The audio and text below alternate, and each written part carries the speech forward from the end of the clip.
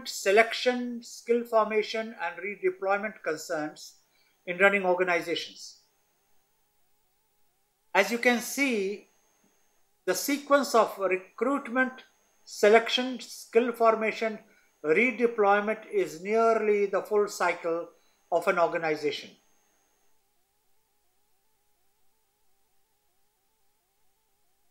When one looks at the need of human resources, then it is fairly obvious that you can't get human resources into the system unless you recruit them. And once you have recruited them, there will be the issues of selection from them for placement, manpower allocation, and indeed taking to superior positions, which will have as its concomitant action the organization facilitating skill formation to discharge the organizational tasks. And inevitably, as organizations change, there will be need for redeployment. We will take a selective view of these four areas and try to correlate it to the functioning of organizations. This slide shows to you what recruitment is about. It is the process of attracting sufficient number of individuals with right skills at an appropriate time to apply for open positions within the organization. Recruitment, therefore, is with reference to the supply side. And the first act is to get sufficient people interested. To get sufficient people interested, it is necessary to recognize that the institution has to be attractive enough to get people to apply. So some of them have gone and created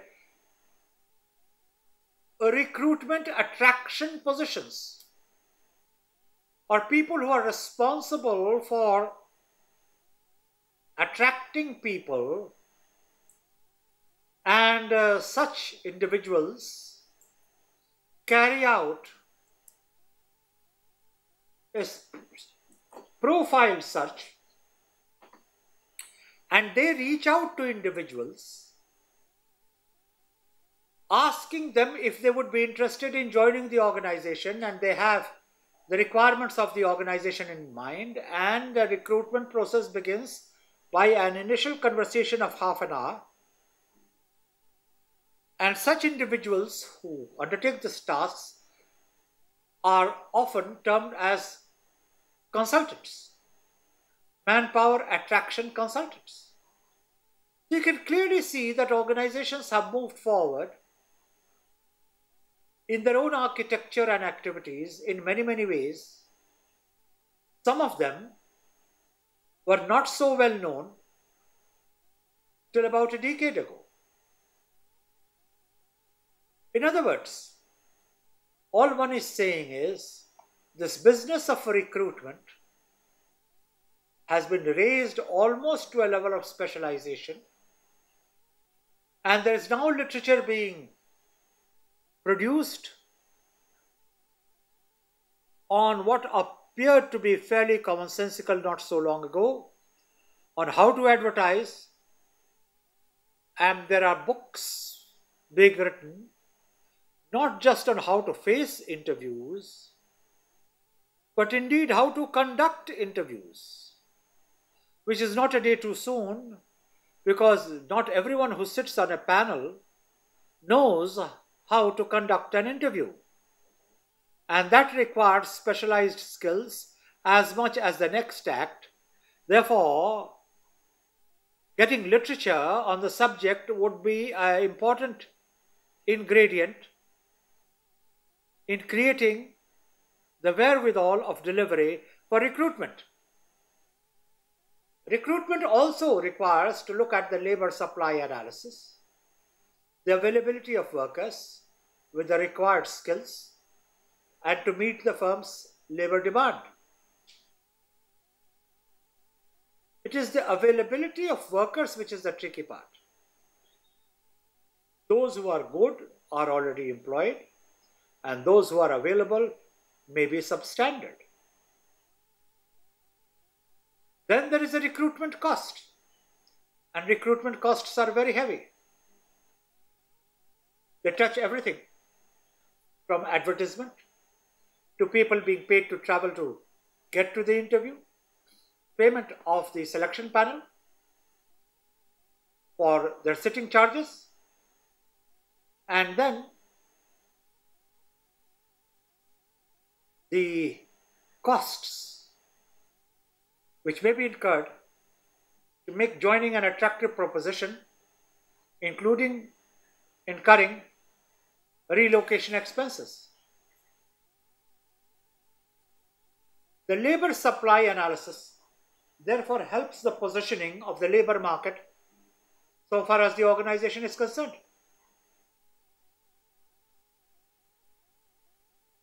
Collateral with labor supply analysis is the labor demand analysis, and many workers and organizations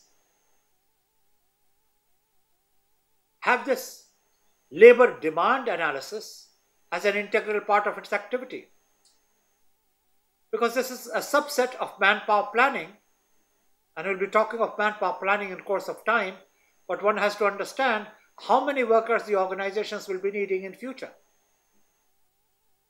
which therefore has a natural flow to human resources planning, and the process to ensure right amount and the right kind of people to deliver a particular level of output or services is an integral part of human resources, but more of that later. A key role of human resources is to align performance within roles with the strategy. Each role cannot be an autonomous variable.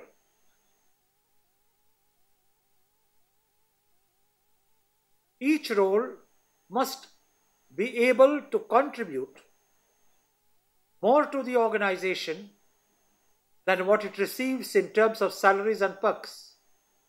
If it doesn't, then the organization is not going to be in a good shape. Now, therefore, the alignment of roles with strategy is an integral part of human resources activity, and therefore, recruitment of the right people is essential for keeping the organization healthy. Now, the definition of a right person is a complex one. It begins first and foremost with getting a right kind of a human being. The argument is very simple. You can't have a right professional without the right human being. Human beings which are prone to jealousy, disrupting others' careers, performance, wanting attention all the time, wanting primacy all the time, incapable of teamwork, are clearly not the people who will be able to organize activities constructively and help to the growth of the organization. Therefore, first and foremost, one must be the right kind of a human being. Then one must be the right kind of a professional. He must not only be state of art, but should be capable of growing, should be capable of getting on with others, should be a learning person, should have the organizational commitments right, and the list is long. So getting the right people doesn't stop at getting the right professional. The right professional at the right level for the right tasks. Otherwise, there may be internal rebellion, if not internal mutiny. The corporate world is full of stories of an entire group of people who moved away,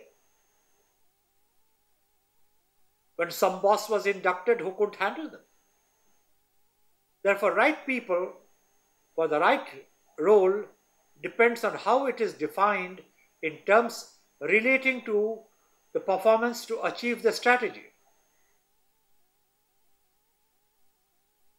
The ability to define a role is an OD effort. Again, there are a lot of deficiencies there because a lot of organizations do not define a role clearly. And their inability to define a role clearly creates tremors, ripple effects, spread effects all over. This problem can partly be solved by criterion-related behavior or creating benchmarks for performance, which can be broadly referred to as competencies. Now, in an environment such as India, there are various difficulties in understanding competencies. In fact, there are a lot of people whose minds are so modulated that they can think only in terms of contacts, relationships, networks. And the assumption is that competencies can be relegated to the background. If you know the right person at the right time, in the right place, your task will be done. Let me give you two examples which substantiate the point.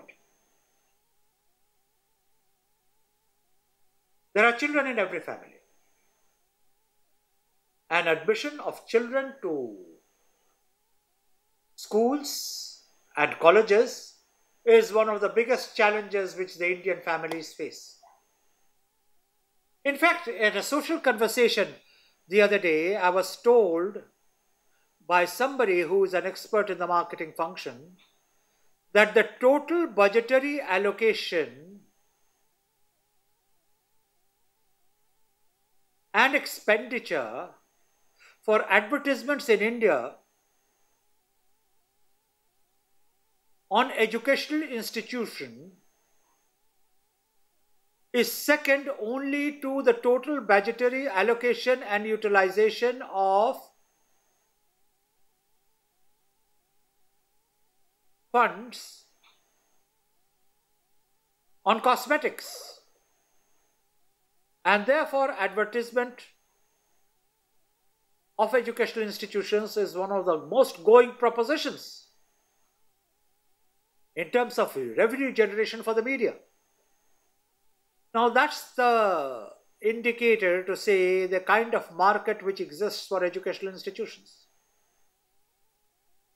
So, when a child has to be admitted at the age of 3 or 4, and now you are supposed to send your children first to lower KG, then upper KG. I'm surprised they haven't thought of an age to send people to educational institutions even prior to lower KG. And when I mentioned that, somebody in a half sarcastic tone, and what do you think nursery schools or play schools are about? So I don't want to enter that debate, but the larger point I want to make is the first question which elders ask when the admission of a child is due: who knows the principal? Now, from the word go, the focus is on who knows whom to get a task done. I haven't heard very many serious discussions on the type of competencies, the type of propensities which is there in that person who is to be admitted, and which is the school or the institution which is best capable of developing that competency or that propensity or that potential. So we reach a sad conclusion that the recognition for the need of competencies today in India is not seen as a first priority. Now, this is a bigger tragedy which can be imagined. If the entire focus is on contacts, and the sorry tale doesn't stop there. After contacts, there is a search for privileges which can be asked for, fought for, and obtained in terms of preferences. And the story again doesn't end there. After you have exhausted contacts, after you have exhausted the preferential logic of getting in, then you seek leveraging through what is euphemistically called donations. It's not for me to discuss the merits of this kind of a situation and what it leads to.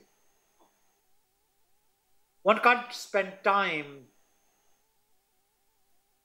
exploring the logic of the pernicious. But the point to be made is, in such an environment, if the criteria-related behavior or standards of performance are going to be the touchstone of recruitment, then there is a misfit on preparation of individuals for careers and the requirement of careers. That's the point I'm trying to make.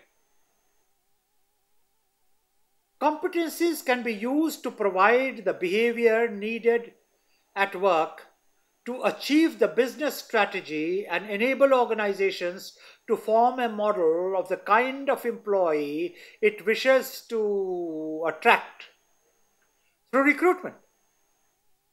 Let me spell it out again in a slow pace so that you know what I'm saying.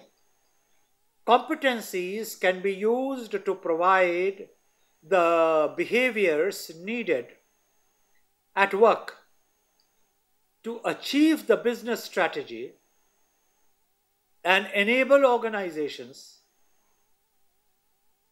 to form a model of the kind of employee it wishes to attract through recruitment.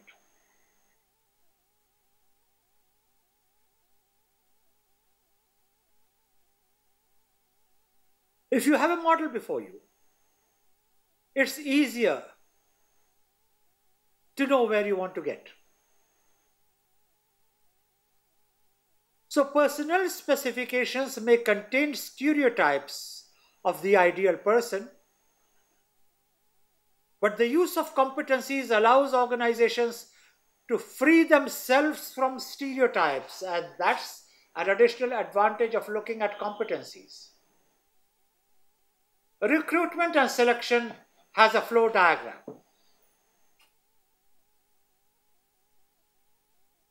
This flow diagram puts it in a manner which conveys the flow in an operational manner.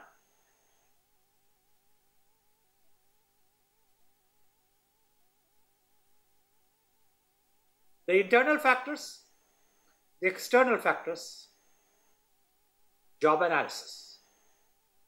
The three are inputs to human resources planning. Human resources planning involve staffing needs, which means options will be both internal and external, and that will lead to recruitment. It will not only lead to recruitment, but the next step which then follows, acquiring a pool of applicants,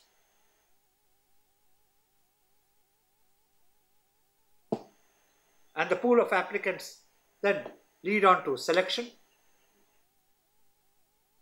and job performance, which again lead back to job analysis, and so the cycle continues. So this is the recruitment and selection flow. What are the issues in recruitment?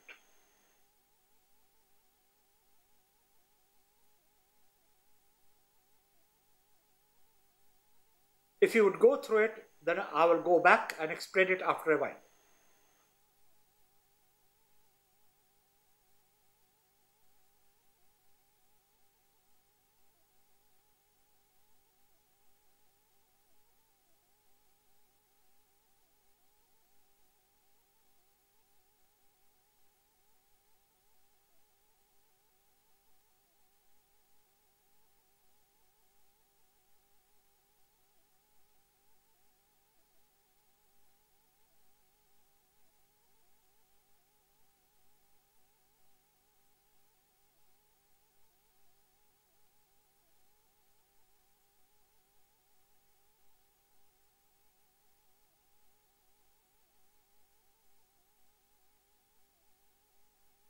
The slide begins with a self-evident position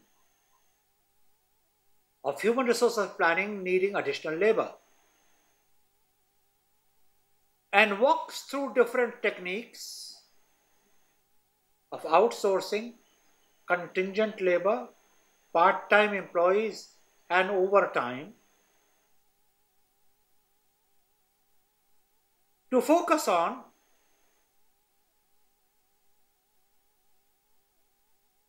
different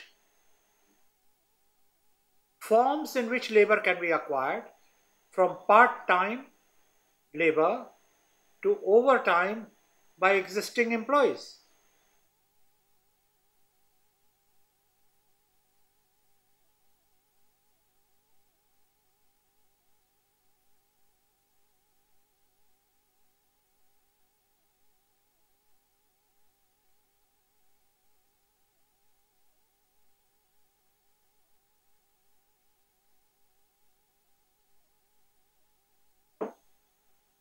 In fact, issues in recruitment also cover situations which have to do with the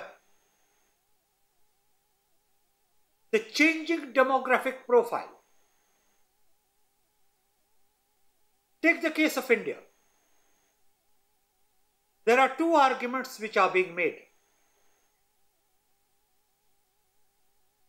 Since a very large number of the population in this country is below 30, and the figure is put anywhere from 30 to 40%, and that's open to debate, but let's not get into that.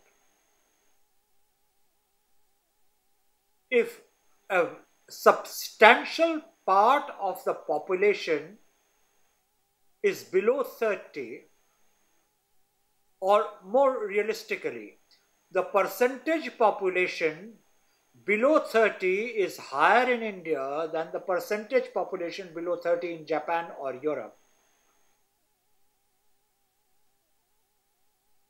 then India has a demographic dividend, because this workforce will be there longer and therefore should be more productive.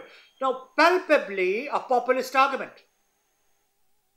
because the argument which is missing is it is a demographic dividend only and only when it is a capable demographic segment. If you can neither employ them nor do they have skills which are employable, then how is a demographic dividend? This is one consideration. The second consideration is, by and large, it is realized that longevity has gone up. If longevity has gone up, and an average male is living to be as old as 65 in India, and there are any number of people more than 65 which are really living on borrowed times, what is the channelization of conversion of the talent and energy of the senior population to productive use? the age of retirement in the government hasn't dramatically changed. In fact, the truth is the age of retirement in many of the universities also hasn't dramatically changed. In many states, university teachers are still retiring at 58, 60. And there's no likelihood of that changing. If that is so, where is the correlation between the so-called demographic dividends and the requirements of the workplace? And if one focuses entirely on the workplace, the chances of finding talent in strategic and core sectors of national development are poor. Take, for example, the education sector. Take, for example, the age factor.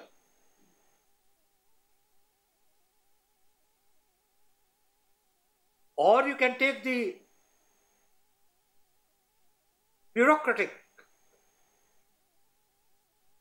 component of this country's decision-making process.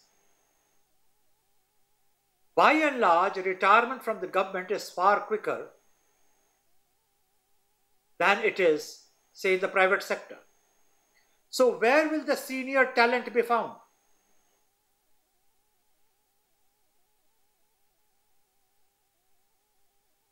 And if the senior talent is migrating to the private sector, where is the talent available for the governmental or the developmental sector? And if the answer is you will hire the younger people, then some question needs to be asked on what is the level of skill formation of those below 30 and what is the real productive use they can be put into. And if the answer is there are A-grade global level organizations in this country and always the references to IIMs, IITs and what have you, well, maybe then a question asked. What part of the outgoing talent from these institutions is found A, in the government, or for that matter even in the public sector?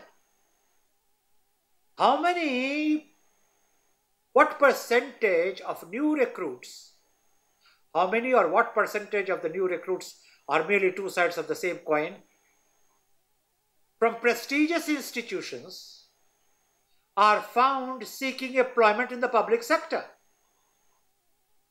as compared to those who go to multinationals, those who migrate abroad, those who go to the private sector, and indeed, what is the sector in which talent is flowing? The issues of recruitment are almost synonymous, almost, not quite, with the core issues of developmental planning. The broad range of issues in developmental planning will have a lot to do with resources, sustainability, energy uses, what have you. But then talent availability, acquisition, retention, development will be one of the central issues of developmental policy planning. So when one is talking of issues in recruitment, and presumably in this course we are talking of issues of recruitment in the corporate sector, the larger proposition being sought to put across to you is that recruitment in the corporate sector is not an autonomous variable and has everything to do with the larger recruitment climate in the country. Therefore, it leads us to a consideration of how hiring of new employees should fulfill the long-term need of the organization. There again, there is a catch. The retainability of the individual today in an organization is a diminishing one. The bright, the talented have many characteristics, of which many are of the view that job hopping is an integral one. Now let's go down the line to see what the derivative arguments and the propositions are. The cost of replacing supervisory, technical and management employees run from 50% to several 100% of their salaries. If this is the replacement cost, job hopping is a huge strain and drain on organizational resources. The strength of the economy and the labor market conditions significantly an organization's ability to attract top-level employees.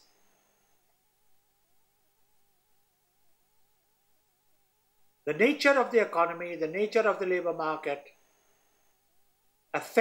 impacts the ability to attract top-level employees. And by top level, it's not necessarily people at the top, but the best kind of employees. When the economy is strong, with little unemployment, organizations have to compete with other employers to attract skilled employees.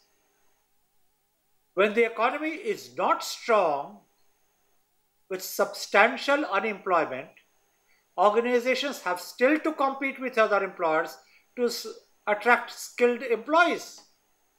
So in either case, the shortage of skilled employees is a definitive factor in recruitment.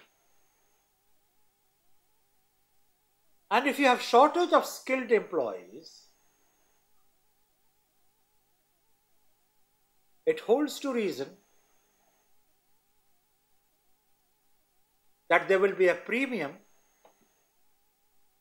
on recruitment processes which are more market sensitive, which go an extra mile to select people, and therefore the ability to attract is not also the ability to draw people only, but the ability to attract is the ability to give to people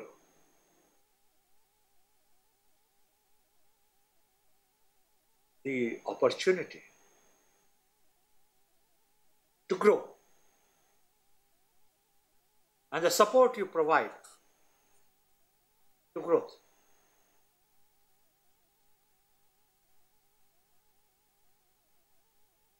This requires, inevitably, increased compensation, benefits, incentives.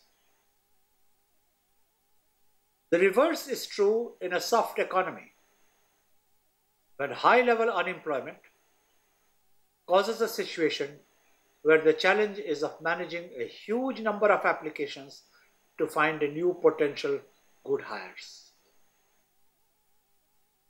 You advertise any position, the number of applicants is enormous.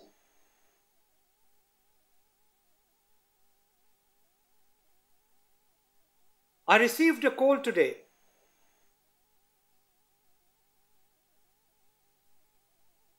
The details obviously need not be shared,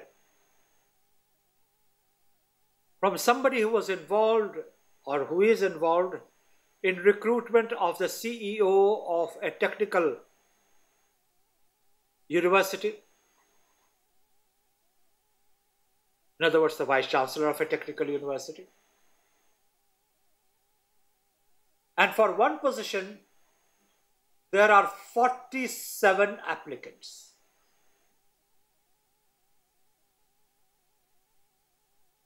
And he was telling me that for purposes of shortlisting, is having to use several very arbitrary criteria, but there is no option because the ratio of 1:47 of selection clearly will not work.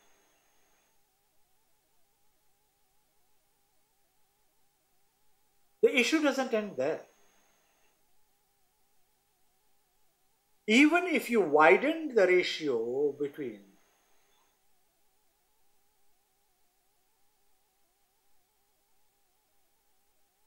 the openings available and the candidates available,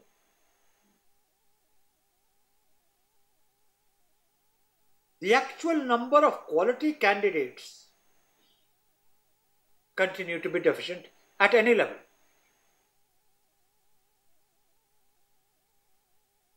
As the processes grow,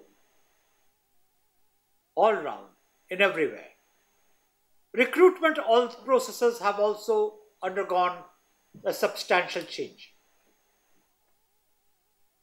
Today, recruitment is very often following internet networks, which means what?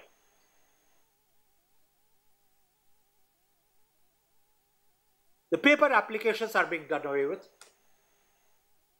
People are being contacted and people are responding online. Of course, there are advantages of such a situation. They are listed here.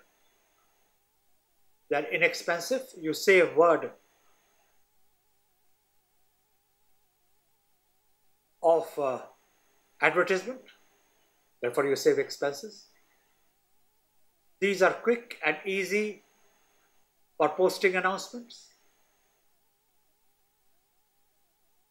Responses arrive faster and in greater quantity. Will generate a wider range of applicants. Applicants can be screened by a computer. Some selection tests can be administered by the computer. And there is automated applicant tracking. It is one of the basic laws of life that as costs go up, very often the options go up. So you heard me talk of the escalation of recruitment costs.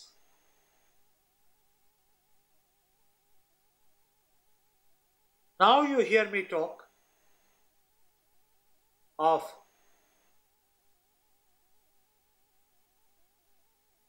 the options which are emerging, which make internet recruitment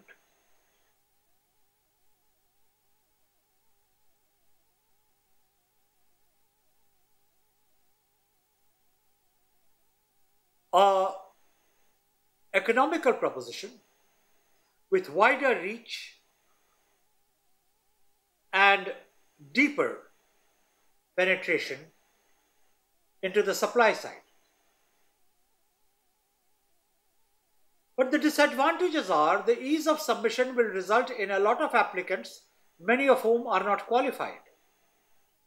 So the ease is a double-edged sword.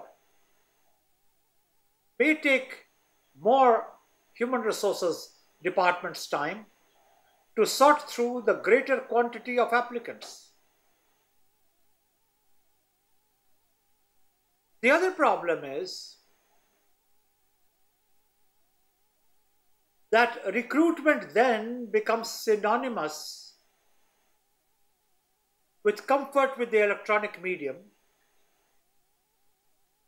And given the poor penetration of computers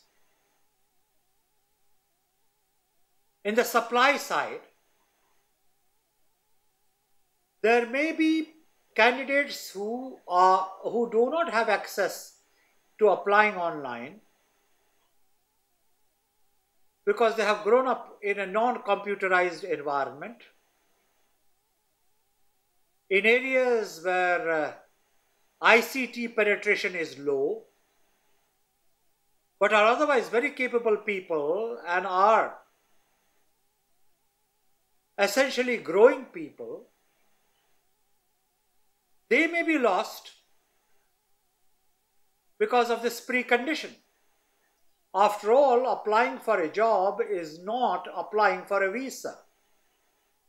You can make visa available through internet, and people who don't know the front of a computer to a back of a computer will still apply for a visa electronically,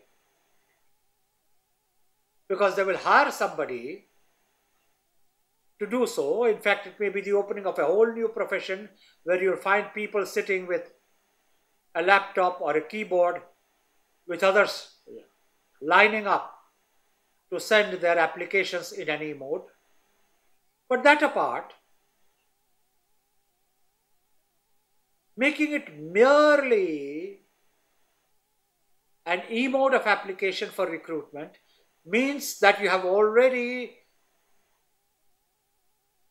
funneled your supply channel to focus only on those people who have those skills, and those skills may not be necessarily synonymous with the skills which the organization requires. Then there are concerns for recruitment for diversity.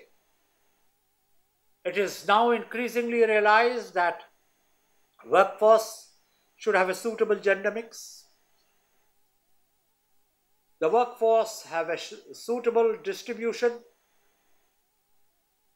of the ethnic groups of the community in which the organization is embedded.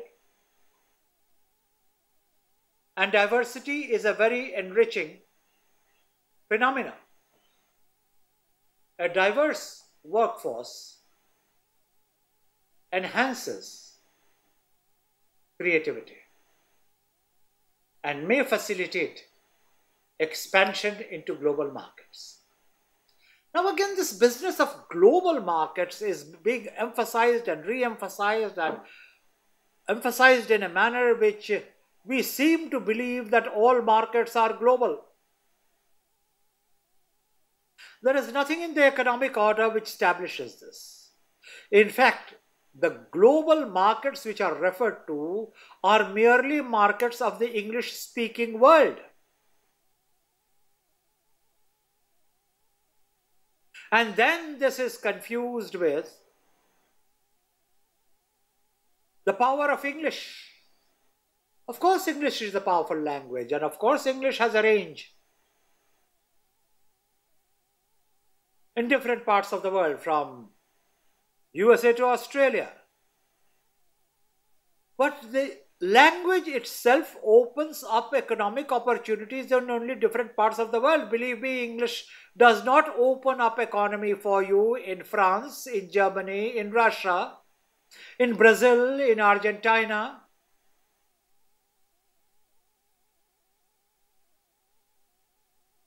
In Congo, in Mongolia. And these are very much parts of this planet.